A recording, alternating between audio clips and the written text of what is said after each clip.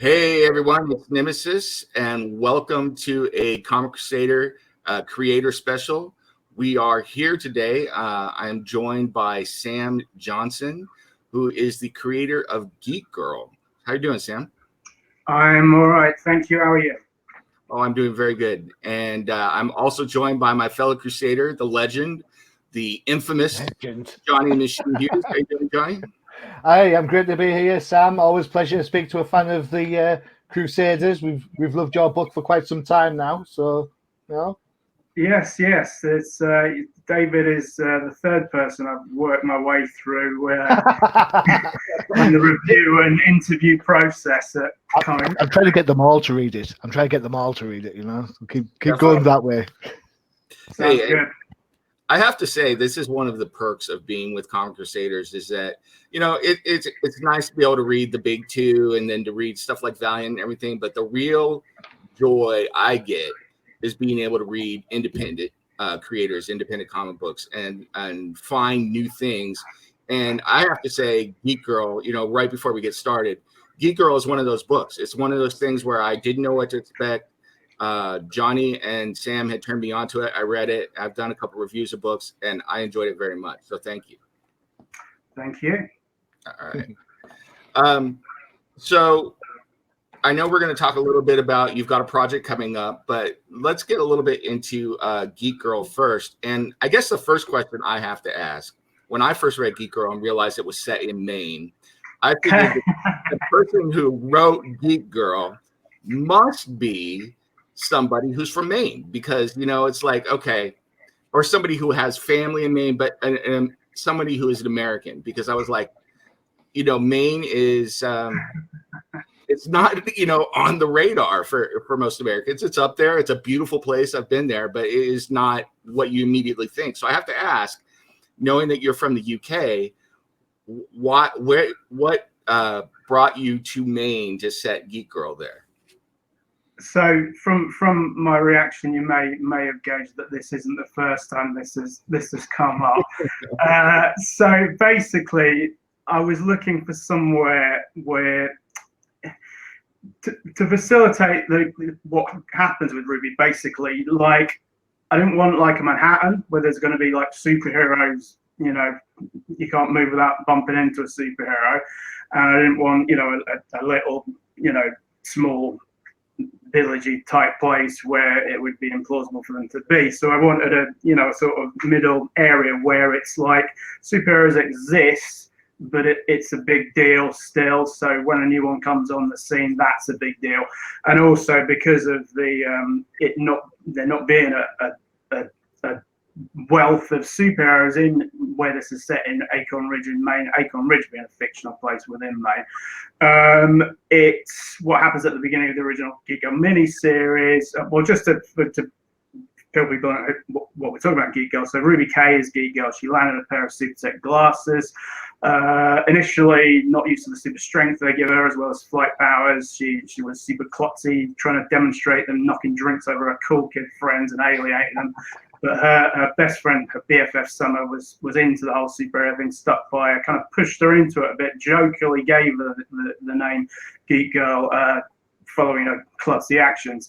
Yeah, so basically the beginning of the miniseries is the big first lady of superheroism, Neon Girl that lives in Maine, gets taken down by a new big bad.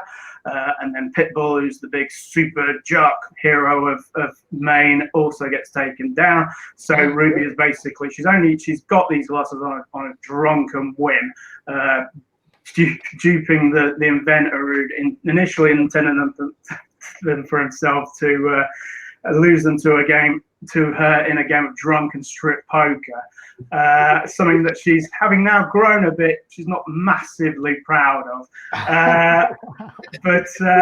Yeah, so basically, Maine is it's the kind of level of the location we're talking about in terms of how big it is or how small it is, that it works. You know, I wanted somewhere that kind of level in order for Ruby's arc growing into a superhero to work the way I want it to, which it would work differently in a city with no heroes or a Manhattan that's, you know, there goes SpiderMan again. Fair shout when you think about, you know, I don't think there's any superheroes in Maine in any comic book universe other than yours. I think we've cornered the market. I hope we have. Cornered the market of Maine. Oh, bless. Putting Maine on the comic book universe map. Well done. Absolutely. I have to say, Maine looks like a kicking place, you know, judging by the Geek Girl comic book. It's like I've visited a couple times, but have you ever been to Maine? It's like, no, I've never been to America, so I've researched it. I mean, in the climactic battle of the first arc, we have like Portland City Hall. There's various landmarks come into it, but it's, you know, Maine. Let's not get too hung up on the whole Maine thing, because that's not the main point of the story. That's very good, Johnny. It's killing me. Because, as I did mention, it is Acorn Ridge is a fictional place within Maine. Yeah. So I think what you're talking about in the current arc, the Turks and Capes arc, there's this very outlandish club night that they go to, and that is in with Acorn Ridge. That doesn't exist in the real life before anyone starts buying tickets to Maine in order to go to this club. So you shouldn't have said that. The main tourist board have just been on the phone. They said, "Hey man, thanks for the advert. You know, now you got to go there and open a club." Well, maybe someone will take it on board and do it. That's exactly what I was going to say. We need to keep the, you know, this isn't really Maine on the down low, so you can get the Maine tourism board to bring you over. Yeah. I mean, I was thinking about, actually, because of sort of local interest factor, when you do the Kickstarter, you put your location in. And I was thinking about putting it in Maine, to see if that brought any Mainites in, which I presume I've just made that expression up, but I might use that. But I don't know if you can actually technically do that, given that I'm in England. It might be problematic. Oh man, the wordplay's just fallen off, you know. So if you've got fans of Geek Girls from issue 1 to now, you can call them mainstays. And that's why we call them. I'll tell you what, Sam, I'll give you that one. I'm not going to copyright that one. You can have that one, all right? I mean, what's going on at the moment with Geek Girl being part of a super tier? They haven't actually got an official name yet. So. There you are. I've done it. Who knows, Johnny? Who knows? God. Yeah. Nice. I've written something in a comic book. Yes. Good. So you mentioned a little bit about the scene, the main club scene there. You know, one of the first comics that I read at Geek Girl, and then I went backwards and read some more. You had her come into what to me looked like a drag club, you know, and it was really interesting to me. I have never seen that in comics before. How did you come up with that idea? Because I thought it was just so unique to have them on that girls' night out there.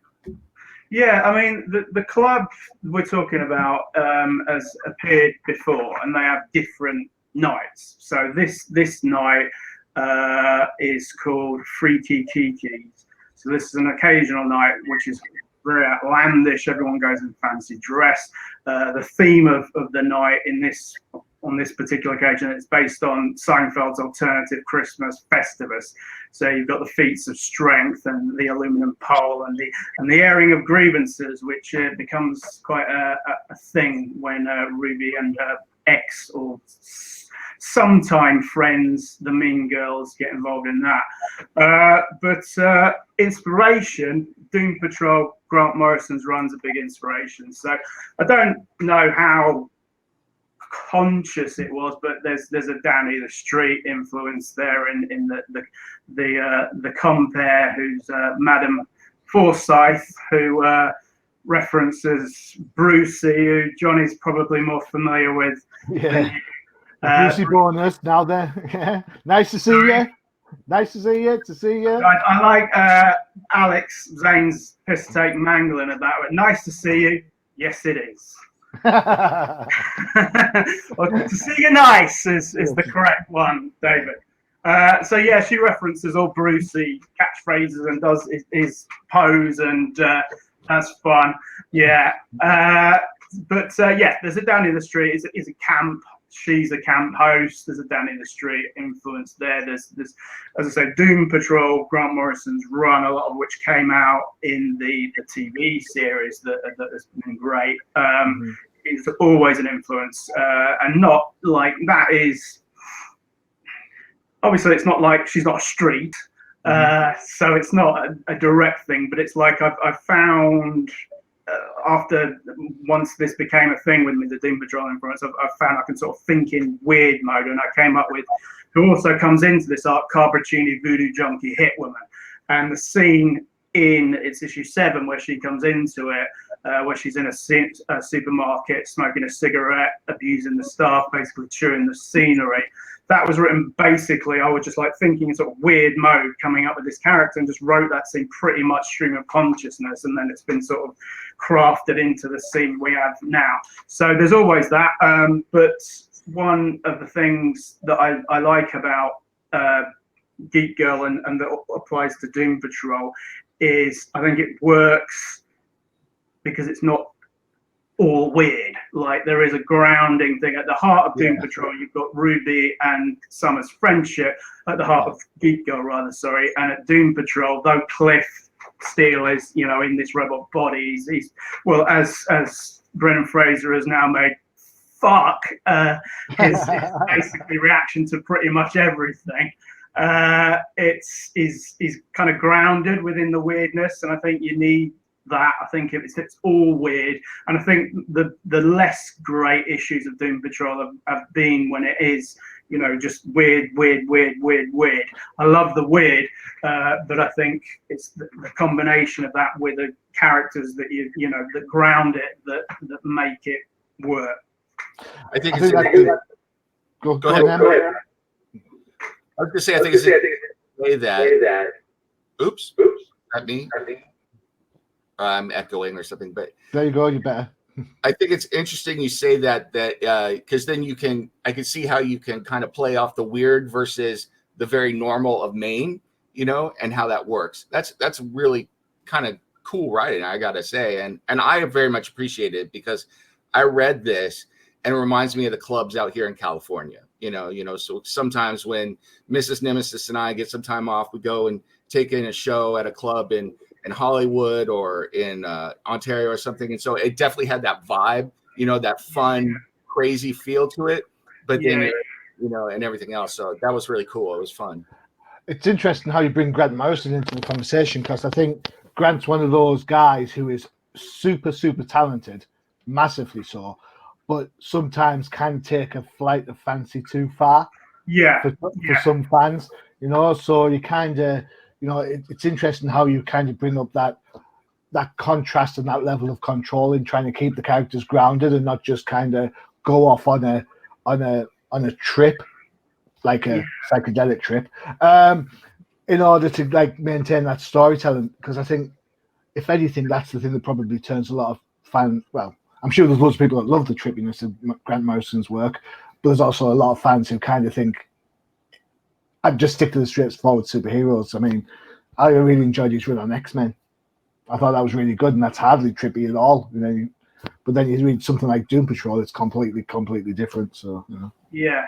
I mean, I do absolutely love Doom Patrol, but as I say, I think if you removed like Cliff Steele from it might be too much. Yeah, you definitely need that grounding element, and you're absolutely right. The thing I love about Geek Girl is the action's great, of course it is, and you know, but it is that relationship between the two girls that kind of make the book. I think I might have said this before. When I read a Spider-Man book, I know as soon as Peter Parker pulls on the mask, he's going to kick ass. It's all the stuff Peter Parker has to put up with that makes the book interesting. Just while we're on Spider-Man, because I don't know about you two, but I just mentioned I'm really into what's going on with that at the moment, with all the kindred and all that. I don't know if really? Oh, you're not there. Really? Well, really.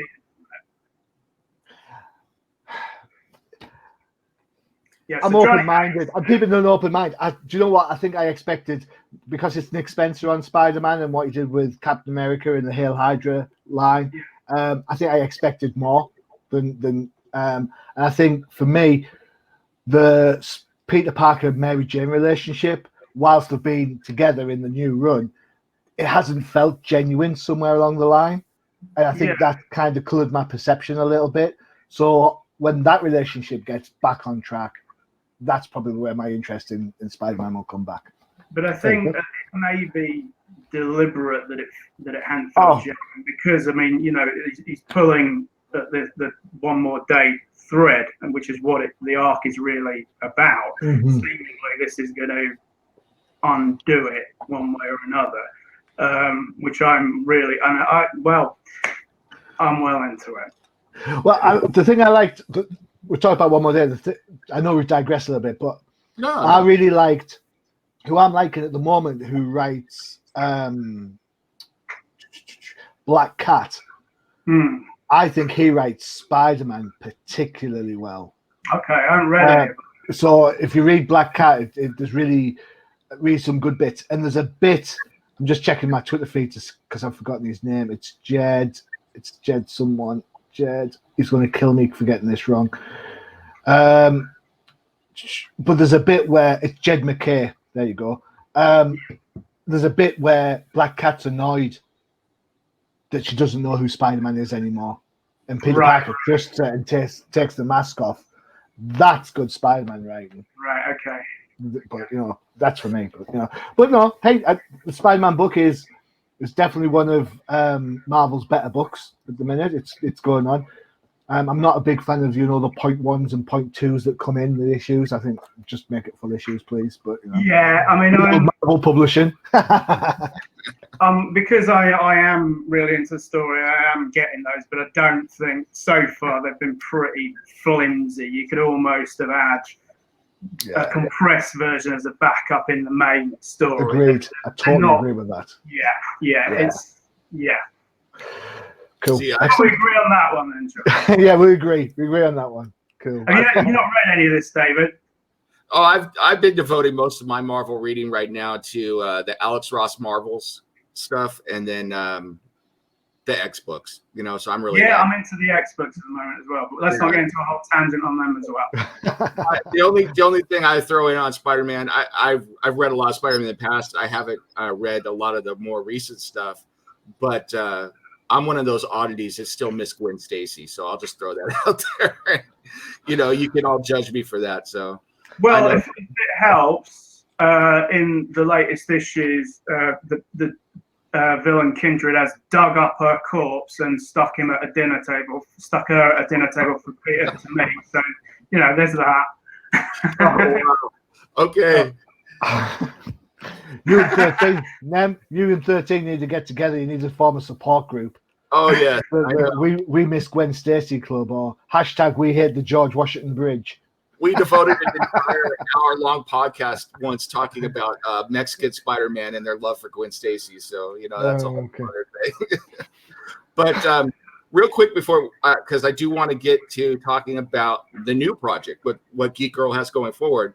I had one other thing I wanted to ask, which is you're talking about the fun, you're talking about the reality versus the weird.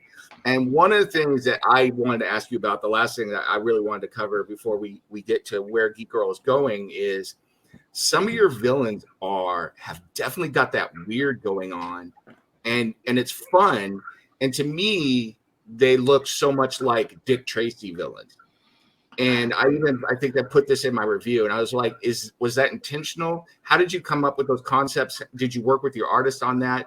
I mean, I think it was just a really cool little twist to the Geek Girl world. So, I mean, presumably you're talking about the ones in the current arc. Sure. Yeah. So what's going on there is Johnny Carlisle is this entrepreneur who's put Geek Girls would-be super team together. He's also got this right-hand man, Digger Mensch. And Digger Mensch, Johnny may or may not have been operating on dubious sides of the law previously. Digger Mensch definitely does. Now, this wasn't a problem for his crew before, but now that Johnny has turned over a new leaf and is setting up a super team, possibly because Neon Girl got what he was doing and was like, I'm going to shut you down if you don't do. He was basically selling super tech weaponry indiscriminately, allegedly. I don't know why I always say it like I'm going to get sued or something. It's not real. Anyway, so Diggermentor's crew, there's a conflict there now because they used to, Johnny was a bit shady. They used to get the super tech weaponry on the down low. And now Johnny is setting up this super team. So it presents a conflict of interest for them. And who we're talking about here is Scar, who wears the sort of traditional Scar outfit, as in SKA. Diggermensch, who has the super building powers and a drill arm and a removable drill arm and a removable dig arm. Black Mass, who can like puff himself up into a black mass. And Papa Potato, who can Wolverine style make French fries come out of his fists. I don't know how good a fight that is, but it does help diffuse the crew when they get irate. He just pops some French fries. Calm down, guys. Have some French fries. My question would be, where does he get the mayonnaise from? Well, it does. What I've got planned for it, it does get gross. We're not going to graphically depict it, but I've got ideas of what other things he can do potato-based and where those come from. That leads up like just a little bit of a quick question. How do you kind of cater them? Because you and I, we call them crisps, right? Yes. American calls them chips. So yes. How do you cater for the kind of language barrier, which is minuscule, admittedly? Well, but when you say French fries, you and I both know we mean chips, not crisps. Well, I mean French fries, Johnny. If I go to McDonald's, I'm not getting chips. I'm getting French fries. We'll go to Mackie D's. It's not a problem. Fair enough. I'm an old school guy. I like my steak cut chips, man. None of those skinny chips. No. That is such nothing against chips, but French fries are also available. Yeah, diversity in the potato brands. It is really an interesting point to bring up there, though, because I'm writing something for someone that takes place in the UK right now, and I have to think about, it's like I was talking about a truck, and then I had to change truck everywhere to lorry. It's like, it's just different terminology. So, yeah, I guess we use the term truck as well. Do you? Yeah, I mean, I would think, Johnny, truck is like smaller than a lorry. Yeah. Big. So now you've got truck, you've got lorry, and you've got wagon. Right. Then you've got tanker, dude. And then here in the United States, it's all just a truck. Hey, we get shows like what you call him, Fast and Loud, where he's always doing stuff with trucks. It's all right. We know what a truck is. Yeah, we know. We do. Cool. We've got to give Nemesis his due. He actually likes football, like English football. Okay. So there you go. Yeah, he's a Newcastle United fan. Oh, right. Is that you responsible for that? No, it's just a happy coincidence. Coincidence. I've been a Newcastle fan since, who brought me into it? Darren Espria was one of my favorite players, and he played for Newcastle back in the 90s. And then I got into Alan Shearer, and then Johnny always makes fun of me because I like Batty, David Batty, how way. I was a huge Newcastle fan way back then. My brother was a Manchester United fan, so it was interesting in our house. So going back and forth. So, well, I'm just podcast. Sorry, Sam, what was yours? I'm just gonna smile and nod on this because I know nothing about football. All right, okay. Back to the comic then. Yeah. So, going forward, then, I know you've got some big plans for Geek Girl going forward. I know you've got a new project going forward. What can you share with us? We're recording this ahead of the release of something, but go ahead and blast us out with all the good Geek Girl news. So if this is going out when the new Kickstarter is live, then what we're doing for this new Kickstarter is a deluxe version of I have the original issue 5, which is the Jump On issue with the beautiful cover by the beautiful Sun Komanaki. The Jump On issue, this is where it starts off with the whole super team thing. This is where the super team starts to come together. Sam, just show us that book again. I'll make it large so that. So, oh no, I can't do that. Sorry.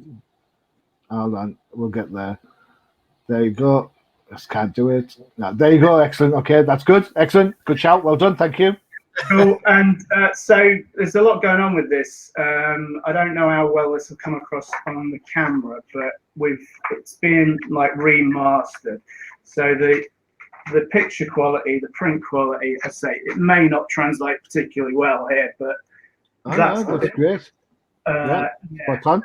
And like bits of it have been recolored. Like it's just been polished, but as well as that, it's so that was 24 pages. There's an extra another load of pages added to it. There's a new story called Gold Town, which ties into the Geek Girl series. There's a character called Delphi Matrix in it that appeared back in the original mini series, and also introduces a new character, Pete the Pimp, who will be coming into the main Geek Girl series.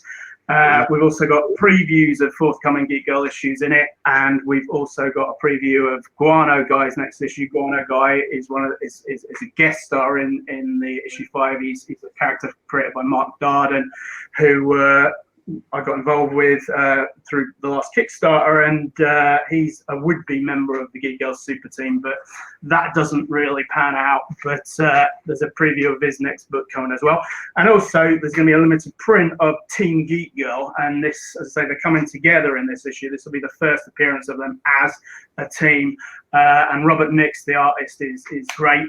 He's working up, well, we're in the future when you're watching this, but in the past as we're speaking now, he's currently working on it. But that should be up at the Kickstarter site. I mean, the Kickstarter site is going to, again, speaking from the past, you're in the future viewer.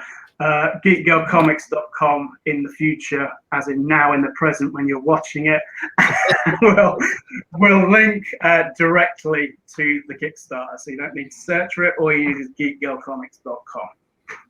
Cool. And also, as well as all that, so as I say, the main thing of it is the coming together of this super team, and there's all kind of weird and wonderful subplots introduced. There's a guy that's messing around with the occult, that's kind of like the opening to it, and just while he is, someone comes in and shoots him, but then he can, using these occulty powers he's got, he can get the bullets out, so that's obviously going to go somewhere.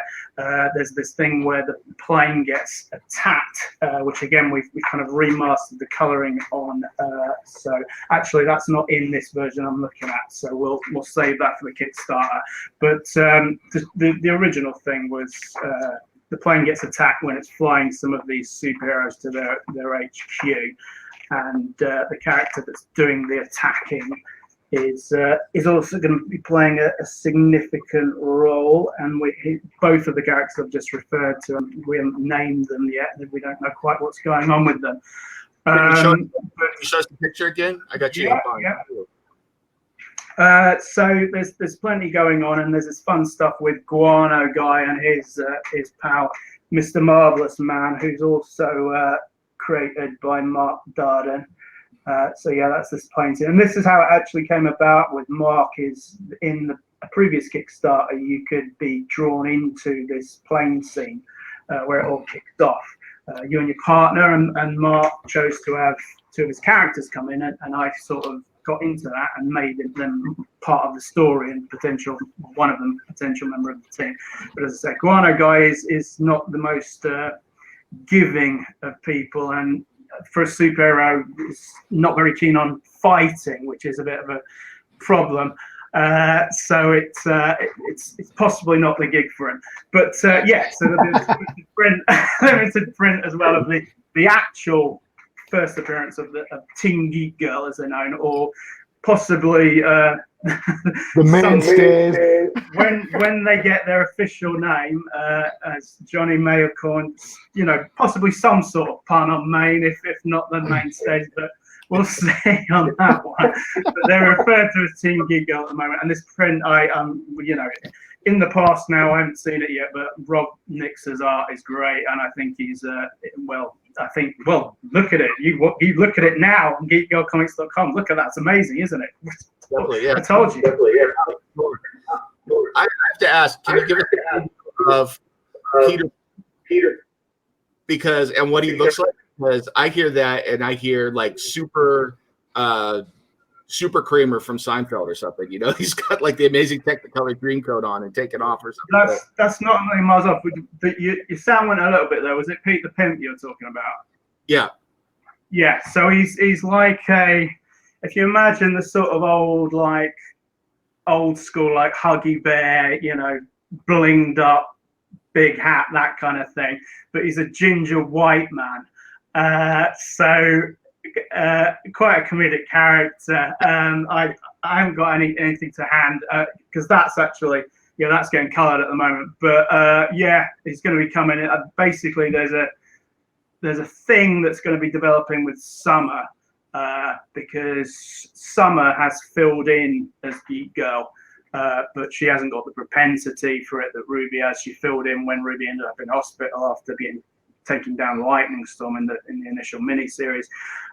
In the recent arc, the issue 6 to 7, she gets to go in the costume again in fancy dress because Ruby wants a night off and to go incognito. So something is going to develop with Summer, which will facilitate Pete the Pimp coming into it because Pete the Pimp also has superpowers, but they're quite. Can we swear on this? I forget. Yeah. So Pete the Pimp has superpowers, but they're quite shit. So that's going to be fun. And so so that's the introduction. That's another first appearance thing. So in the extra size Geek Girl 5, that's his first appearance and a nice introduction to the story based around him, but also featuring Delphi Matrix, who's also appeared in the Geek Girl series already. I don't know what this is, but Peter Pimp has already been here, and I kind of want to post him up on my wall. You want a poster of? All right, okay. Hey, each to their own. Let's not judge. Each to their own. If you want a ginger pimp on your wall, then that's how you choose to live your life. Then go for it. All right. Would you wear those shades?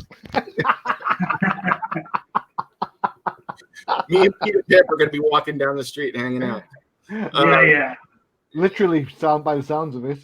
Yeah. Now Peter Pimp has to be from California and he moved to Maine or something. So, oh man, you're addicted. You're addicted to Maine. Yeah.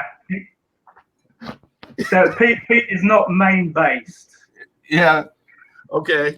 He's not mainstream. He's certainly not mainstream, no.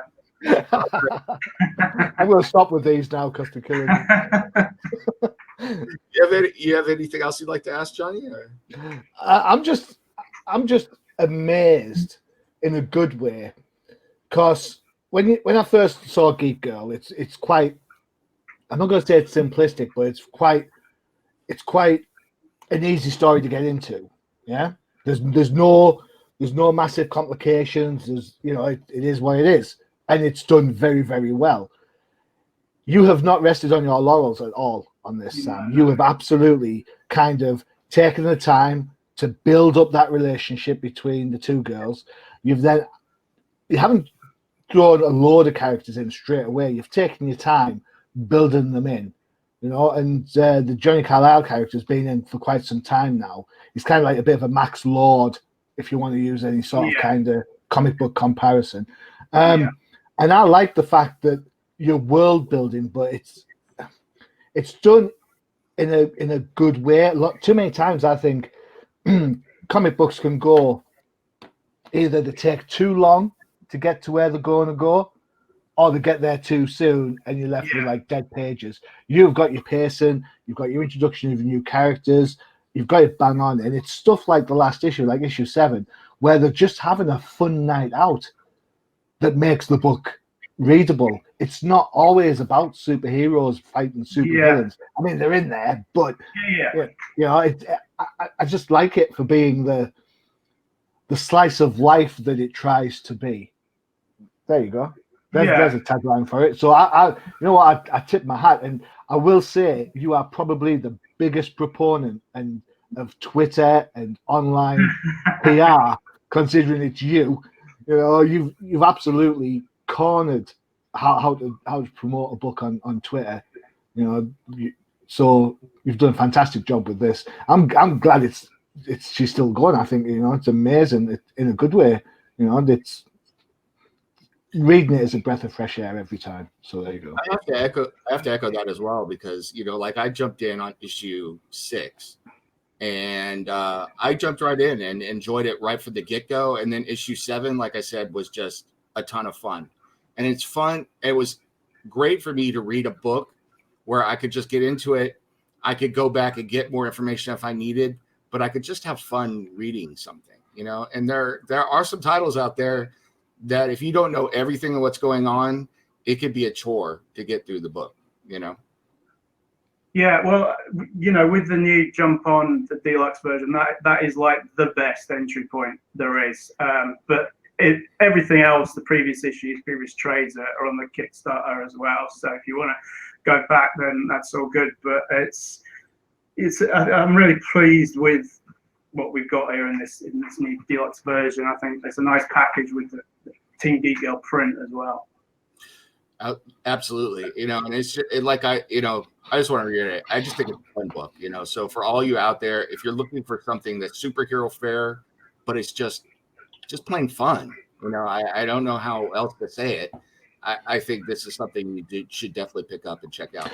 Yeah, it's not political. It's not in your face. It is just a straight up good, fun comic book about two characters and their friends that just tend to have fun. Oh, and also save the day every now and again. Yep.